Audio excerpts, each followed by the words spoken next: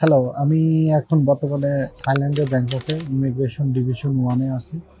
আম এখানে আমি রি-এন্ট্রি পারমিট নিতে এসেছিলাম। আমি উইদিন 20 টু 30 মিনিটের মধ্যেই আমি রি-এন্ট্রি পারমিটটা পেয়ে যাই। খুব ইজি প্রসেস। আপনারা তো অবশ্যই জানেন কিছু ডকুমেন্টেশনের প্রয়োজন পড়ে। এইজন্য আপনারা প্রপার ডকুমেন্টেশনটা রেডি করে নিয়ে আসবেন, তাহলে আপনার রি-এন্ট্রি পারমিটের কোনো হ্যাসেল হবে না। প্রথমে এখান থেকে একটা ফর্ম নিতে হবে। ফর্মটা হলো থাইল্যান্ড ল্যাঙ্গুয়েজে প্লাস হলো ইংলিশ ল্যাঙ্গুয়েজে ২ টাতেই থাকে। আপনি ইজিলি বুঝতে পারবেন। তো সেই ক্ষেত্রে ফর্মটা নির্ভুলভাবে ফিল আপ করতে হবে। খুব সহজ একটা ফর্ম। আপনার পাসপোর্টের ইনফরমেশন, কবে এন্ট্রি দিচ্ছেন, তারপর আপনার বর্তমান হোটেল ঠিকানা কি থাইল্যান্ডের, আপনার ফোন নাম্বার কি থাইল্যান্ডের, এইগুলো ইনফরমেশন দিয়েই আপনি ফর্মটা ফিল আপ করবেন।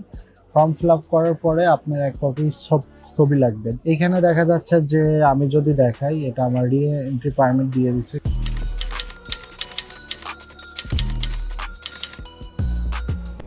থাইল্যান্ডের ই-ভিসা কপি, হোটেলের অ্যাড্রেস, আপনার অরিজিনাল পাসপোর্ট, পাসপোর্টের অ্যারাইভেল স্ট্যাম্প, সবগুলোই অবশ্যই আপনাকে ফটোকপি সাথে করতে হবে।